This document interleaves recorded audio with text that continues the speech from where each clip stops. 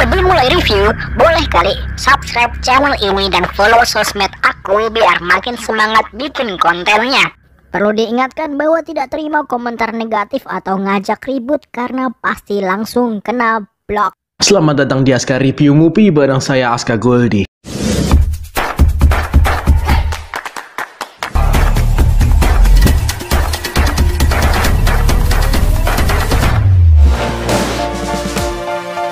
Waktu pertama aku cuma minta kamu fokus sama satu hal. Apa tujuan film ini? Bahaya jika temanya politik. Assalamualaikum warahmatullahi wabarakatuh. Hai, welcome back to my channel bersama gue Inka Mubika. Ya, jadi kali ini episodenya spesial nih. Gue ngajak teman-teman gue nih ya. Woyo. Dari review film. Ada Aska Goldie. Woi, dari halo. Yogyakarta. Ada Warlocknya Aum. Cilegon, asik. Ada Yusuf Maulana. Cela Yusuf Maulana. Dari mana? Orang-orang Yusuf ya. Oke, jadi kita sekarang mau nge-review apa nih film terbaru dari bioskop online ya? Judulnya apa? Ngeong. Aum. Ya. Miau. Ya, jadi ini gimana ya? Kalau sinopsisnya sih, gue sebenarnya nggak gitu apa ya? Kalau dari trailernya aja tuh intinya ngegambarin perjuangan mahasiswa ya tahun 98 gitu. Dan ternyata di balik itu ada proses produksi syuting gitu ya, pokoknya kayak gitu sih lah pokoknya. Makanya sebenarnya kalau diceritain dari awal pas terus ini kan nonton langsung biar ngerti sendiri ya nggak sih? Betul. Ya udah deh kalau gitu langsung masuk aja nih hal yang disukai dulu deh dari film ini. Dari siapa dulu nih? Capcip cup. Yang mau duluan siapa? Silakan. Yusuf Maulana deh coba ya. Nah. Yang masih fresh baru nonton tadi kan. Iya, masih baru. Aku duluan nih. Silakan. Ya. Yang disuka sebenarnya ini filmnya tuh simple ya kan. Cuman 24 menit atau 23 menit gitu kan. Cuma yang 25 menit tahu. 20 atau 25.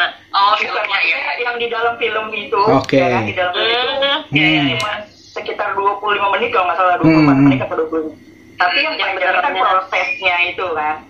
Nah, yang menariknya itu ternyata bukan di dalam filmnya, malah menariknya itu di dalam prosesnya. Karena yang pertama kali kita nonton filmnya tuh, kok ada ini, kok ada yang goyang-goyang maca, terus ada dia joget berdua, apa sih gitu ya kan? Ternyata pas dibalik behind BTS-nya itu, behind the scene-nya, oh ini ternyata, oke, gini, itu yang menarik.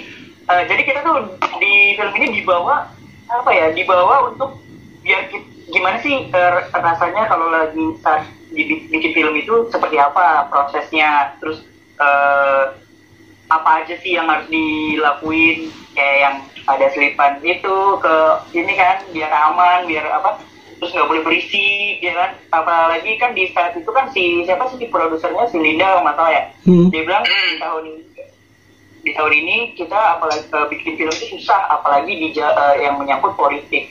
Nah itu kayak bener-bener apa ya, dia bikin film tuh bener-bener sembunyi-sembunyi banget gitu. Jadi kita dikasih lihat nih prosesnya itu seperti apa, kerasnya di dalam zaman tahun 98 itu. Benar. Itu menarik sih. Oke, siap. Kalau dari Nelly yang suka dulu apaan? Ya, hampir mirip sama Yusuf tadi sih. Aku suka filmnya unik. Jadi film di dalam film ya. Iya.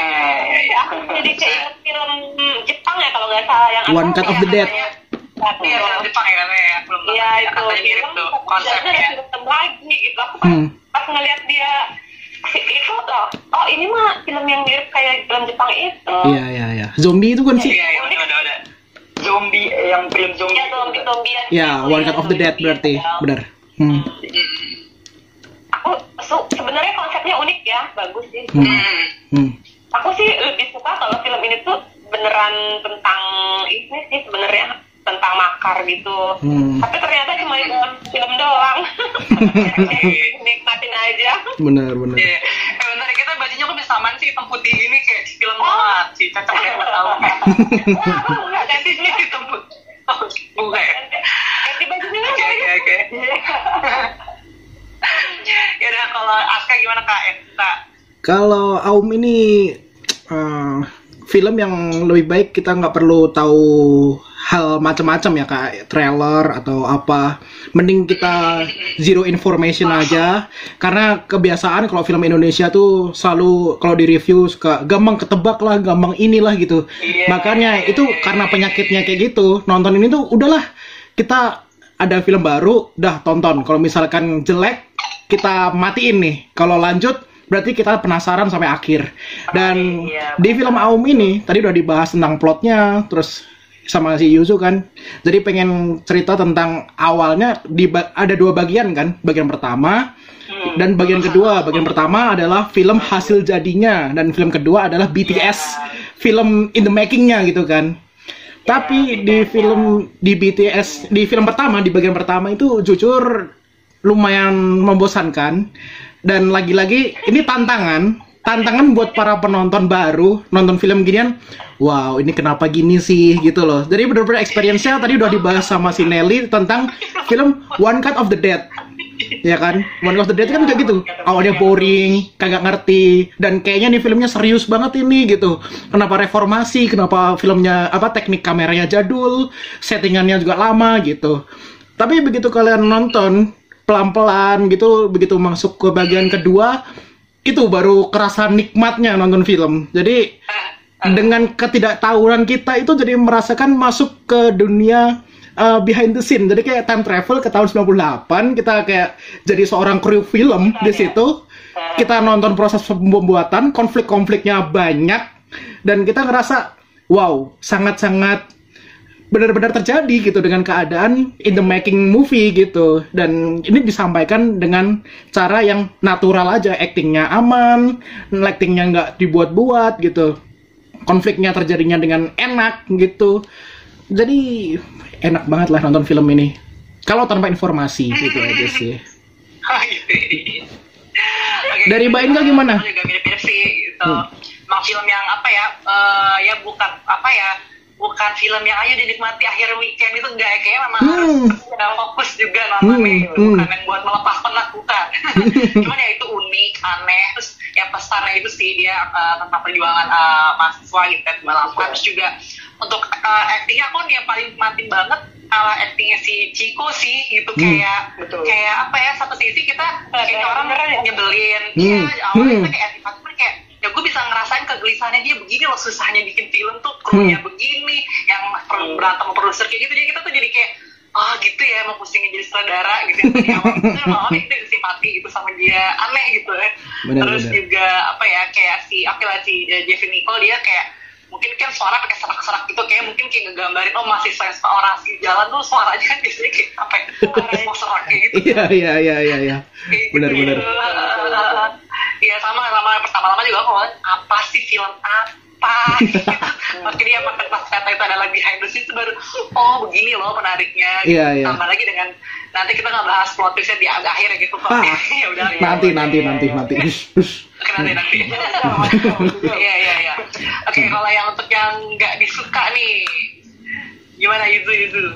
Kurang suka. Aku ya benar sih, tadi aku udah setuju sama Mbak sama Mbak Ika sama Aska juga ya, sama. Berarti kita tuh ngerasa di awal pertama tuh apa sih gitu ya kan, bor banget atau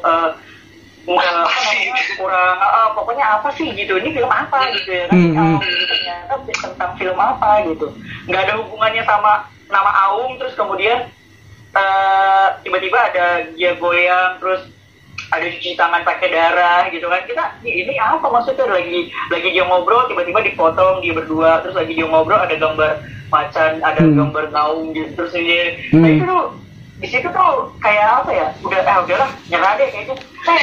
Ketika masuk iya kan, judulnya nih kalau nggak salah dia Pulang ya, judulnya tuh Pulang kalau nggak salah.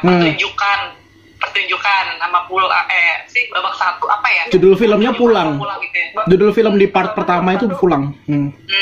pulang ya. Pulang. Nah, ini berarti kan dia pulang cuma naik mobil gitu, tapi kok ada hubungan sama reformasi sama berontaknya mahasiswa di situ. Apa nih, gue nih mau tahu dulu nih, ternyata pas di ke belakangnya itu gitu ya. Kalau yang nggak disukai sih paling ya di situ. Cuma kalau kita dengan seksama ngikutin sampai alur sampai habis gitu ya, kayaknya hal yang nggak disukai itu nggak ada. Ini bagus sih menurut gue. Cuma kalau misalkan dia di depan doang nonton, udah nih, udah amat. Apalagi walkout misalnya. Belum buffering. Teknis banget ya. Iya, buffering. Iya. Kalau nggak sabar mau dua salam Iya. Dua buffering. Lama banget ya kan. Agak ada teksnya. Nyata cuma 2 hari lagi. Betul sampai tanggal 2 Oktober. Selin ya kan. Ya lah, tapi coba deh nonton ikut dulu deh sampai awal. Nah, pas pertama kali dia perjalanan di bab 2, si Linda ngomong, gue pengen bikin film gini. Oh, ternyata baru di situ udah gue pengen ikutin sampai akhir gitu. Tapi karena udah ngeliat itu, jadi hal yang tidak disukai kayaknya nggak ada sih. Wih, iya, bagus semua. Oke. Baik. Kalau Nelly gimana Nelly? Yang kurang Yang nggak suka? disukai ya. Yang nggak disukai ya aku sih ceritanya sih jujur aja sih. Soalnya cuma Terlalu. iya, jadi kayak film apa ya? Bukan bener-beneran dia lagi makar gitu, lagi reformasi gitu. Jadi cuma di dalam film doang, kayak seolah-olah ya baru rencana doang, jadi kan cuman ibaratnya dia cuma mempengaruhin orang lewat film itu kan, bukan beneran dia ngelakuin kan. Ya itu aja sih, menurut aku ya kurang greget sih. Oke. Ya, kurang greget. Oke. Aska. Ya mungkin Nelly kurang terpuaskan ya dengan pengalaman reformasi ini ya. Emang balik lagi nonton film ini tuh emang harus. Mbak Nelly pernah ikut reformasi juga gitu. Iya. apalagi abis kita tuh masih kebayang-bayang film Shang-Chi yang Wah. Nah, bener. Ini tadi udah dibahas nih sama Mbak Inka juga di luar dari video ini ya. Kalau si Aum ini bukan film popcorn, jadi emang umat-umat tertentu aja ini yang bisa menikmati. Kalaupun bisa menikmati orang popcorn, itu harus dengan berdamai dengan diri sendiri dulu gitu loh. Jadi kayak bentar, pelan dulu. Jadi mencernanya rada sulit gitu kan. Aku ngerasa film dia tuh cuma kayak main aman gitu, jadi bikin film cuma ya dikemas dalam film supaya nggak ada yang nggak dapet tekanan dari sana sini mungkin. Ada yang pihak-pihak yang tersinggung gitu, jadi udah main aman dibikin film di dalam film aja gitu. Tapi sorry deh gue potong, lihat gak emang film barat tuh yang 3 jam yang kita harus sabar dulu tapi lama-lama ke belakang tuh bagus tuh. Gue lupa film apa ya. Iya. Akan selalu banyak sih film-film yang yang sampai 3 jam kalau nggak salah The Gentleman deh apa ya. Iya. Oh, The Irishman. Bener ya? Irishman. Hah? Di Netflix kan? yang ada men-mennya juga itu ya. Yang ada 3. Iya, The Irishman. Itu pokoknya jadi kita ngikutin pelan-pelan. Aduh kayaknya udah berat banget. Tapi kesini tuh makin menarik gitu. Nah, itu yang kayak yang Aska bilang, kayak harus berdamai sama diri sendiri dulu. Karena ini makan popcorn. Ya gimana, kita kebiasaan, kalau kata Tompi, kita kebiasaan makan keju, tiba-tiba makan tempe kan aneh ya, gitu kan. Emang kita harus beradaptasi, lidahnya tuh sama mata tuh harus siap aja gitu. Betul. Tapi setelah dicerna kan kadang-kadang enak juga kok gitu. Hanya kita nggak terbiasa makan aja gitu. Kayak yang katanya tadi itu sebelum nonton, kita baru nonton filmnya seksi, masih tetap nonton masih seksi nggak berasa? Masih seksi. Oh, karena nonton makanya dia seksi. Seksi itu karena kayaknya akan ada suatu uniqueness gitu, ada anomali dari semua film Indonesia. Tiba-tiba muncul film dengan genre seperti ini yang kayaknya hal yang baru dieksekusi gitu kan, meskipun rasanya kayak segmented, tapi kalau kita lihat cara pembuatan filmnya, eksekusinya, kemasannya itu kan unik banget gitu. Tapi kalau kita mau bahas tentang minusnya ya, tentang minusnya karena film ini dekat dengan time travel atau kita kayak diajak ke tahun 98 ya. Secara set lokasi oke, semuanya oke. Ada di Jogja juga kan, itu di daerah-daerah di Jogja, di Bantul. Ya. Dan warga-warganya bahkan kita lihat ada petani yang kelihatan sangat natural banget. Bahkan aktivisnya itu muka-muka aktivisnya tuh sangat 98 banget. Bahkan aku sempat waktu nonton ini Jawa metal. Iya, banyak jamet ya. Jadi kesannya kayak 2021 tuh ada ya muka-muka kayak gini ya. Gitu loh. Jadi kayak ini beneran produksi tahun 2021 gitu. Dan hal yang bikin ngerasa minus adalah ketika Jeffrey Nicole itu main di film ini. Jeffrey Nicole tuh terlalu kontras gitu. Jadi mukanya itu terlalu tampan. Emang susah ya jadi orang tampan ya. Nol di film yang jadi aktivis gitu. Tapi gimana ya? Kayak kontras banget. Siapa harusnya? Harusnya siapa? Nggak bisa ngomong harusnya siapa, atau mungkin make upnya dibuat lebih gembel lagi atau lebih ke 98 banget. Kalau nonton apa ya? Lebih cupu gitu ya. Kalau nonton Sohogi si Nicholas Saputra jadi Sohogi itu masih pantas di tahun 80-an gitu. Maksudnya secara make up itu masih beralasan oke, kita percaya. Tapi kalau masih 2021 ya? Iya, si Jeffrey Nicole kayak masuknya dia time travel banget ini. Dia kayaknya orang 2021 masuk ke 98 deh untuk jadi aktivis deh gitu. Pemuda salah zaman ya. Bener. Sering kan ada berita-berita kontroversi gitu. Dan mungkin teknisnya lagi kayak karena dia penggunaan bahasanya lumayan banyak di dalam satu film, ada bahasa Indonesia, bahasa Inggris, bahkan bahasa Jawa di situ. Kalau bahasa Jawa oke, kita bisa mencerna. Bahasa Inggris ya, bahasa Inggris pun dari bioskop online ya. Bahasa Inggrisnya dia whispering gitu kan, dia bisik-bisik gitu. Kita nggak jelas sampai nontonnya harus gini banget dan kita merasa kesulitan gitu aja deh. Itu teknis aja ya. Gue dengerin pakai headset aja gue sampai begini. Dia ngomong apa sih? Ya. Itu gue bener-bener ngedengerin pakai headset nonton film ini. Ya karena multilingual itu, jadi kita kesulitan aja sih. Tapi kalau teman-teman nih, kalau misalnya nih film nggak ada aktor kayak kelas Chico atau Jeffrey Nicole, masih mau nonton nggak? Kalau gue sih nggak yakin. Sepertinya sepakat itu. Sepertinya sepakat. Iya. Itu bahasa marketingnya ya udah posternya mereka berdua kan. Jadi dari bagian pertama aja si Chico Jericho itu kan nggak nongol sama sekali kan. Jadi ini kok si Jeffrey Nicole mulu ya? Tiba-tiba Cikonya kemana gitu. Ya ternyata dia nongol. Daerah siapa yang gitu kan. Makanya beneran ini kalau aktornya bukan mereka berdua, magnet untuk nonton ini terlalu susah deh. Ini filmnya film festival banget, film art house banget gitu. Susah. Terus kalau buat kalian nih kan itu kan si pancanya itu saudaranya ya, itu kan dia berantem sama produser. Aku tuh itu ceritanya mereka tuh mahasiswa kan ya, maksudnya aku ngeliat posisi si produser ceweknya ini kayak masih jauh kalah gitu sama si pancanya gitu. Seharusnya kan produser kan lebih di atas kan. Aku ngeliatnya kayak kebanting gitu sih gitu. Entah karena apa ya, memang seharusnya kan produser tuh nggak turun ke lapangan kan. Itu dia terlalu banyak turun campur gitu kan. Sampai dan yang gue tahu juga si cewek ini ternyata dia artis baru, jadi awalnya model, terus dia di casting terakhir tadi dia yang milih, jadi kan memang ya masih baru lah gitu kan. Benar. Ya inilah gitu, kelihatan dia emang yang mahasiswa yang baru belajar bikin film gitulah ceritanya gitu. Kalau menurut kalian agak kebanting nggak sih di antara saudara sama produsernya? Kalau menurut aku tuh karena aku dulu pernah di dunia produksi gitu ya, tahu lah gimana nya. Benar-benar. Kerasnya dunia persyutingan itu emang kayak gitu. Iya. Emang nggak boleh saudara tuh galak semua ya. Saudara itu galak semua. Ya. Sebenarnya enggak sih. Sekeras itu mungkin iya. Cuman tapi kalau seunik itu, kayak bilang terlalu bernyawa itu kan terlalu nggak make sense ya. Jadi kayak terlalu unik aja. Iya, itu lucu sih dia. Iya. Aku terlalu jadi memang sangat berbalikan. Yang satu menarik gitu ya.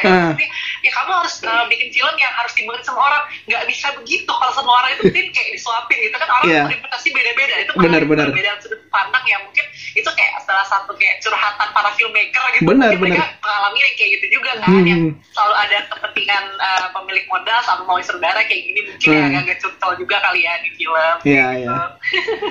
Makanya film ini lebih cocok untuk ini filmmaker aja dah. Orang yang bikin film tuh kalau nonton ini kayak ketampar kanan kiri deh kayaknya. Jadi kayak relate banget gitu sama kehidupan mereka di balik layar. Iya, sama kayak informasi juga nih mungkin buat para orang-orang yang biasanya nge-review nata-nata udah nih kita tuh kayak kita gini ya. Sampai bikin film tuh kayak gini. Iya. Lu saudara krunya diomel-omel gitu lah apa sekarang. Makanya. Terus kayak menarik tuh. Jadi kayak seolah-olah gini Mbak, kita yang sering nge-review, lu nggak tahu balik gue bikin film ini tuh kayak gimana. Kayak contoh misalnya ya film A lah gitu kan, kita Yang bisa julitin. Ini ya kita jelekin gitu kan. Tapi ternyata prosesnya tuh kasihan krunya. Iya. Gitu ya nungguin dari malam gitu kan kebun binatang gitu malam. Bener. Dapetin harimau laut doang ya. Itu sutradara ngehe emang. Sampai harimau. Jadi kayak tergambar gitu, terjelas. Iya. Film ini sih kalau menurut Iya, terus kayak narik lagi si kakaknya Jeff Nicole yang kayak Mas gimana kalau mendingan adegan dia ngomong apa gitu, mendingan pertama kedua nih emosi mendingan mana ya, itu gimana caranya ketika aktor itu berdiskusi sama saudara gitu kan, pentingnya itu ngobrol gitu, pentingnya komunikasi gitu kan biar terlihat maunya saudara tuh kayak gimana gitu. Jadi kayak ternyata kayak gitu loh. Bener. Intinya kayak gitu sih. Oke. Nah, terus kita sebentar, aku mau nanya, kalau misalkan ya kan si Chico nih siapa si Panca. Ya, dia bilang kan dia cekcok nih sama si Linda nih, dia bilang sutradara itu jenderal. Iya. Dia yang pas dia diwawancara kan itu jenderal di dalam film lapangan kayak gitu. Tapi di sini kan yang kita lihat kan dia cekcok sama si Linda nih. Sebenarnya kalau realnya produser itu memang ada harus ikut campur tangan dalam script ya? Ada. Setauku ya kalau tergantung ya, kalau film sih kayaknya memang lebih sutradara deh, kan kayak correct me if I'm wrong ya. Kalau produser dia pemilik modal, dia maunya gimana, terserah sutradara gitu. Beda sama program TV. Nah, kalau program TV yang utama itu produser. Iya. Kayak sutradara itu cuma ngarang-ngarangin ngambil gambar doang. Benar. Beda program TV sama film beda gitu. Berarti yang digambarin berarti yang digambarin sama si Chico sama si di film Aum ini bener dong ya? Kan beneran harusnya sesuai sama si sutradara gitu. Iya. Tapi sebenarnya gue pengen sesuai sama yang di makanya dia ngambek kan. Ya, secara teknis sutradara itu Tuhan dari sebuah project film.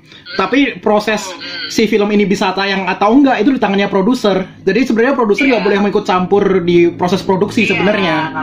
Tapi ketika konflik, tapi kan ketika si produser juga ada konflik ketika si Chico marah kan. Ini scene ini kenapa dihapus? Itu kan sebenarnya wewenangnya produser.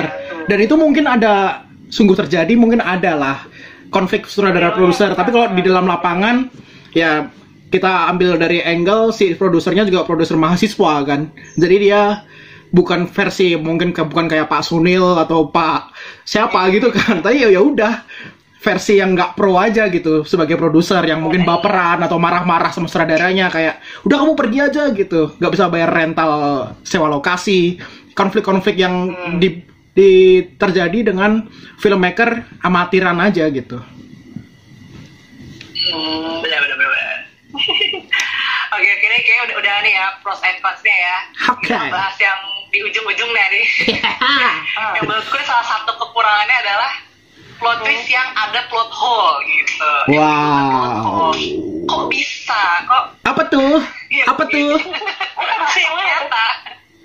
Ya spoiler deh. Nggak apa-apa. Itu ujung-ujungnya adalah dia adalah aparat. Dia adalah agent. Militer gitu. Yang nangkep, yang mata-mata atau apa yang akhirnya si kru film itu malah ketangkep gitu. Cuman apakah kalian menemukan hint-hint di film ini, menemukan clue atau apa gitu nggak sih kalau Panca itu bukan saudara, bahwa dia adalah militer atau apa sih? So far aku nggak nonton 2 kali itu, soalnya nggak sama, nggak ada. Iya. Ngapain dia lama banget ngikutin filmnya sampai akhir? Iya kan?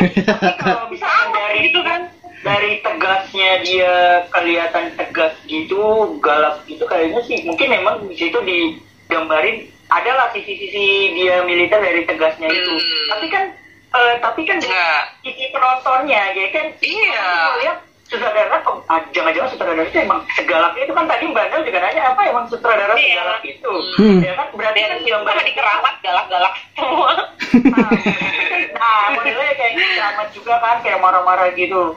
Berarti kan kita tergambarkan ini dia bukan seorang militer gitu loh. Ini memangnya pure sutradara. Kita nggak nemu apanya gitu. Kok bisa tiba-tiba dijadiin militer gitu. Itu lebih dari yang militer kan. Kalau militer kan langsung nangkap itu intel deh, Mas. Kan dia Intel. Bener-bener Intel kali ya. Jadi bisa ini gitu kan ya. susah jadi sutradara gitu. Iya. Iya kan? Sama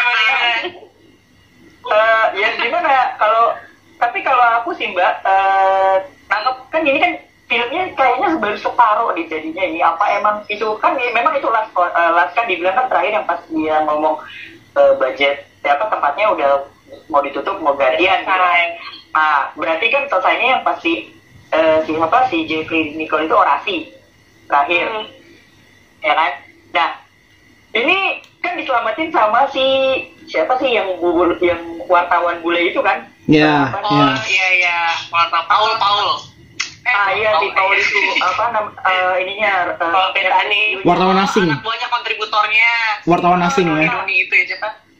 Kontributornya ya. Sama satu lagi itu kan berarti ini di balik siapa sih Paul yang record dia ada lagi di belakangnya tuh 5 menit. record lagi. Sorry 5 menit lagi.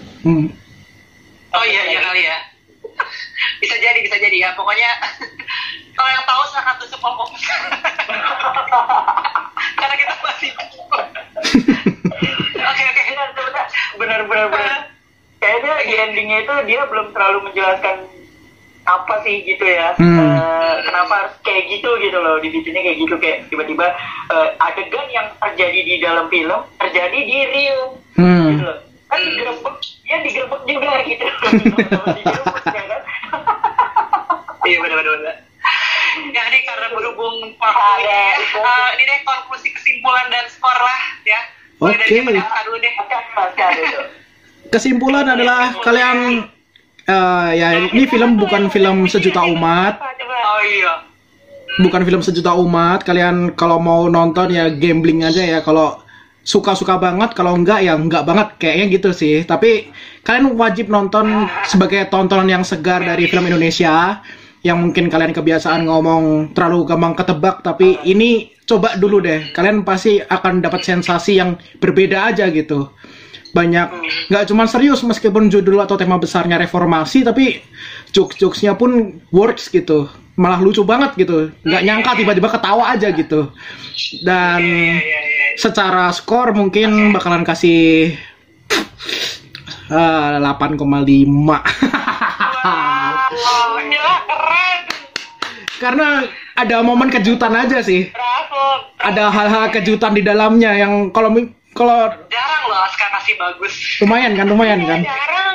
Bahkan One Cut of the Dead itu aku nilai 9,5 waktu itu. Jadi sih mirip-mirip lah. Ini wow juga sih. Mantap. Oke, itu siapa Nelly? Aku nggak filmnya jujur nggak sesuai dengan ekspektasi aku. Ya. Aku masih It's okay. Oke, it's okay. Tim tempe, tim keju. Oke, nggak apa-apa. Enggak. Ya, Tempe. Yusuf lagi Yusuf. Nggak apa-apa nih kan, soalnya namanya ada di sini kan namanya itu. Jadi balik lagi ke yang obrolan kita awal, film ini bukan film popcorn gitu. Jadi kalau memang suka ya dengan karakter, misalnya kan ada yang suka Jeffrey Nicole sama Chico, ya coba dulu ikutin gitu. Karena nggak ada salahnya untuk ngikutin film yang menurutku ini menarik gitu, menarik banget. Dan tadi si Aska udah bilang kan wajib bukan wajib, maksudnya yang awalnya tadinya biasa aja, tapi setelah dari kita lihat behind the scene-nya itu terdapat kejutan-kejutan yang wow gitu buat kita saksiin gitu. Overall aku suka, mungkin ya di ending yang tadi kita itu masih belum kau jawab. Bagongkar. Bagus ya itu. Aku bisa kasih skor hampir sama kayak Aska, mungkin 8. Wow. Nelly tadi berapa? 85. Nelly. 8,5 ya? Nelly 6. Oke. Mantap. Oke. Dari Bunda. Oke, kalau aku sih ya gini, memang filmnya sih unik. Aku ini pesannya oke lah gitu. Ngomongin perjuangan dan nyentil pemerintahan, kayak mereka dulu memperjuangkan reformasi, bersih korupsi apa segala macam, tapi kan kayak sekarang ini yang masih kayak gitu kan. Itu sebenarnya pesannya oke. Cuman untuk packaging untuk ya keseluruhannya ya memang agak ini ya, harus serius banget gitu mikirnya gitu. Tapi memang beda, tapi ya masih bukan favorit sih kalau aku. It's okay. Cuma kalau mau cari aman ya. Udah pasar gitu, nggak banget karena ini ada performa yang menarik juga ada. Cuman bukan film yang jadi kayak nonton kedua kalinya, tidak. Cukup sekali. Soalnya film ini kalau nonton 2 kali rasanya beda juga sih. Karena kita udah tahu semuanya, jadi cukup 1 kali aja deh. Iya. Experience-nya enak nonton 1 kali cukup. Cukup ada pengalaman, experience-nya udah dapat ya. Oke deh, thank you teman-teman ya sudah berau. Thank you. Jangan lupa like, subscribe, komen nih channelnya Aska Goldi, channel gue Mubinka juga. Di follow juga Instagramnya Nelly, Red Riding Hood ya, Little Red. Gak usah diingat. Oke, sampai jumpa di video berikutnya. Siap, dadah. Thank you, dadah. Terima kasih semua yang udah nonton. Jangan lupa like, komen, share, dan subscribe. Jangan lupa follow Instagram dan Twitter. Sampai jumpa di episode selanjutnya. Saya Aska Goldi. Pamit.